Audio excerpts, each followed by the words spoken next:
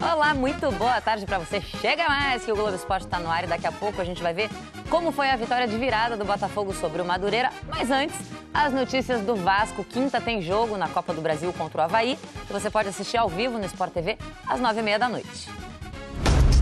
Você pode até não acreditar em milagres, mas correr o campo todo, conseguir tirar uma bola assim, em cima da linha, aos 47 do segundo tempo, num clássico contra o maior rival. Sensacional, Danilo Barcelos. Danilo salva o Vasco. Foi um lance, igual eu falei, incrível, né? Certamente vai ficar muito tempo na nossa memória, que eu achei que estava impedido. Eu dou uma olhada pro Bandeira, o Bandeira não tem nenhuma reação, aí eu só pensei em dar meu máximo até chegar lá e tentar tirar a bola. O lance que evitou o gol do Flamengo ainda vai render muita resenha aqui em São Januário. Pelo menos até esta quinta-feira, quando o Vasco recebe o Avaí pela Copa do Brasil. Agora é mata-mata em jogos de ida e volta. E o Danilo confessou que gosta mesmo dessa fase mais emocionante. Não gosto dessa primeira fase, que é só um jogo. E acho que agora que fica interessante, né? Se dá oportunidade para os dois times jogar com sua torcida. E com essa regra nova de não ter o gol fora de casa, eu acredito que não importa muito onde vai ser o primeiro jogo ou o segundo, né? O retrospecto no estádio é animador. Tá vendo essa molecadinha aí? Cabelinho a lá Maxi Lopes, cheio de estilo? Não era nem nascida quando o Vasco perdeu pela última vez aqui pela Copa do Brasil. Olha o Baraunas, a batida do Cícero. Gol! Foi há 14 anos. O time está completo, sem desfalques, e defende uma invencibilidade de 13 jogos, que começou na última rodada do Brasileiro do ano passado. É a maior invencibilidade do Vasco desde 2016, quando foi campeão carioca invicto. E, neste caso, não foi obra de nenhum milagre. Boa tarde a todos. O Fluminense segue se preparando para o jogo de quinta-feira contra o Boa Vista, em Saquarema, pela quinta rodada da Taça Rio. O técnico Fernando Diniz vai contar com a volta do atacante Everaldo, que cumpriu suspensão automática na vitória sobre a Cabofriense por 2-1. Quem também deve estar à disposição do Fernando Diniz é o zagueiro e capitão Digão. Ele sofreu uma fisgada, sentiu uma fisgada na panturrilha esquerda no jogo contra a Cabofriense no segundo tempo, foi substituído, mas se apresentou ontem com poucas dores, não precisou fazer exame. Hoje ele foi poupado do treino pelo técnico Fernando Diniz, mas deve estar à disposição. Fluminense é o líder do Grupo B da Taça Rio, com 7 pontos, além do Boa Vista. Ainda vai enfrentar o Botafogo no final de semana e depois o Flamengo. E a expectativa aqui é muito positiva, principalmente pelo bom momento do Paulo Henrique Ganso. Foi consenso aqui no Fluminense que contra a Cabofriense ele fez a melhor partida dele com a camisa do clube. Se existe uma informação que incomoda todo mundo aqui, é que ontem o Fluminense completou 3 meses de salários atrasados. Globo Esporte de volta e a gente tem uma informação em primeira mão. Eurico Miranda acaba de falecer. Vamos ver as informações? Eurico Ângelo de Oliveira Miranda ficou marcado no futebol brasileiro como um dirigente polêmico, de estilo desafiador e autoritário. Se um novo quadro de árbitros for criado com os mesmos 107 árbitros do quadro anterior, o Vasco não participa do campeonato. O Vasco não quer absolutamente nada da CBF. Eu não converso, determino. É diferente. Há uma determinação, ponto final. Durante 15 anos como diretor e vice-presidente de futebol do Vasco, Eurico Miranda participou dos principais títulos da história do clube. Os campeonatos brasileiros de 1989, 1997 e 2000. A Libertadores de 1998 e da Copa Mercosul em 2000. A trajetória de Eurico Miranda no esporte também passou pela Confederação Brasileira de Futebol. Convidado por Ricardo Teixeira, assumiu o cargo de diretor de futebol em janeiro de 1989. Chamou Sebastião Lazzaroni para ser técnico da seleção e, naquele ano, o Brasil conquistou a Copa América. Eurico sempre fez questão de acirrar a rivalidade com o Flamengo. Um exemplo foi a final da Taça Guanabara entre os dois times no domingo de Páscoa de 2000. Eurico mandou distribuir para os torcedores vascaínos 40 mil ovos de chocolate. Em campo, o Vasco goleou o Flamengo por 5-1. Tomaram chocolate. Eu dei os ovos de Páscoa para a torcida e chocolate para eles. Eurico também teve uma carreira na política. Foi eleito deputado federal 2 vezes, em 1994 e 1998. E eu não vou admitir que Vossa Excelência paute o meu comportamento. Em janeiro de 2001, assumiu pela primeira vez a presidência do Vasco. Foi nesse ano também que Eurico enfrentou uma CPI do futebol no Senado, acusado de apropriação indébita e falsidade ideológica na época do acordo do patrocínio do Bank of America com o clube. Um processo de cassação foi aberto contra Eurico, mas não foi aprovado. Em outras 2 eleições presidenciais do Vasco, Eurico foi acusado de fraude. Na última, no fim de 2017, a Justiça determinou vitória da chapa de Júlio Brandt. Mas no conselho do clube, Eurico articulou nos bastidores para que o oponente fosse derrotado e Alexandre Campelo assumisse a cadeira de presidente, mostrando dessa forma seu poder no Vasco.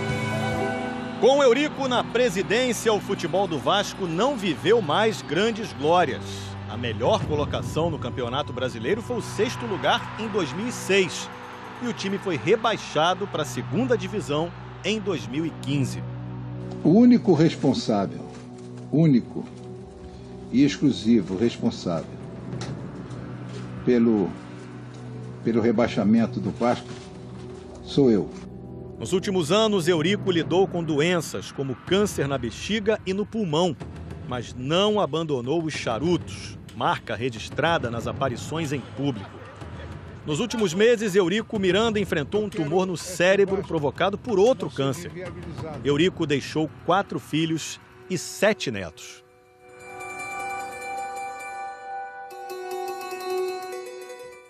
Nossos sentimentos à família.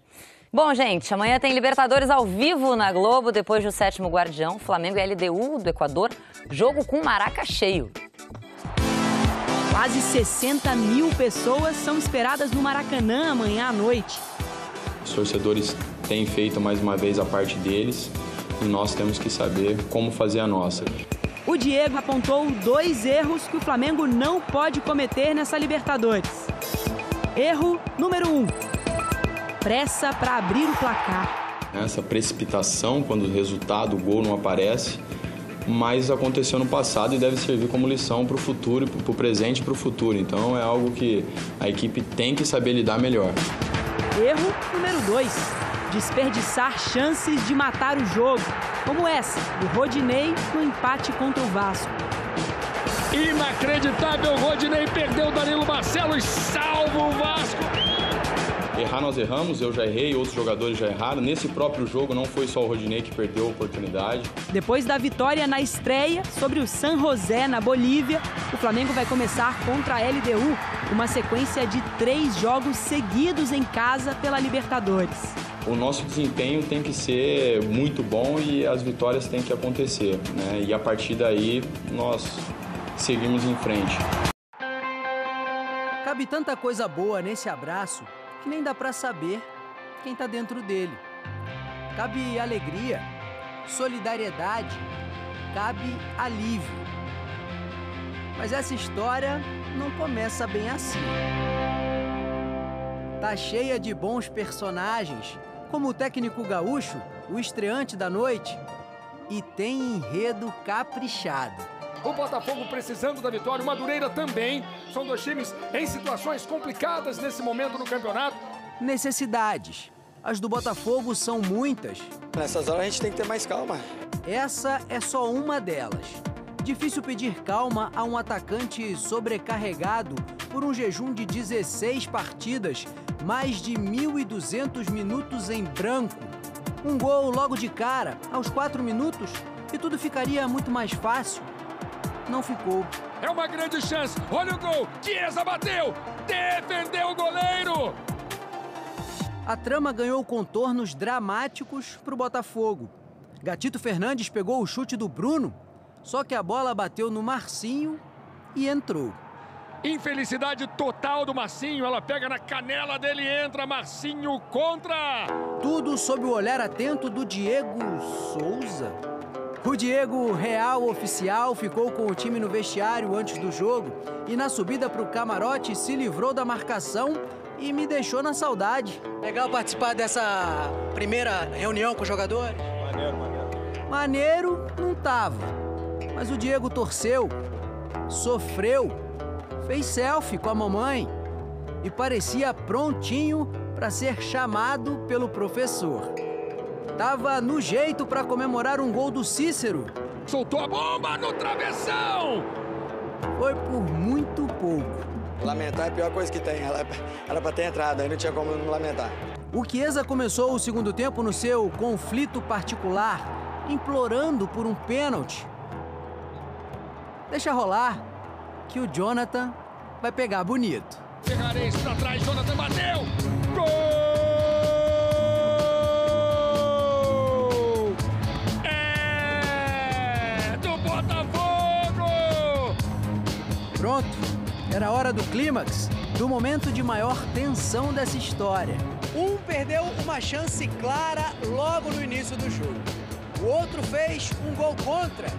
Só que o jogo virou para eles e para o Botafogo. 39 do segundo tempo, os vilões viraram mocinhos, viraram heróis. Trabalha bem, Marcinho. É pressão, cruzamento, Chiesa! Gol! É o gol da virada! Chiesa! O Chiesa não marcava desde 30 de setembro do ano passado, contra o São Paulo, pelo Brasileirão. Essa é a primeira vez que eu enfrento na minha carreira, em 15 anos, esse longo período sem gol, então é uma novidade para mim, é diferente, nunca tinha passado por isso. A gente vai do inferno ao céu e do céu ao inferno muito rápido. E às vezes a gente é cobrado e a gente se sente incomodado com isso, mas pode ter certeza que um dia o trabalho vai recompensar e vai dar resultado. E eu acho que hoje aí foi uma prova disso. Foi a primeira das 4 finais que nós temos agora, né? Mais 3 agora. Então, importantíssima vitória e nos dá confiança para fazer um bom clássico no domingo. Vem aí novos capítulos, outros personagens e o melhor, a gente ainda não sabe o fim.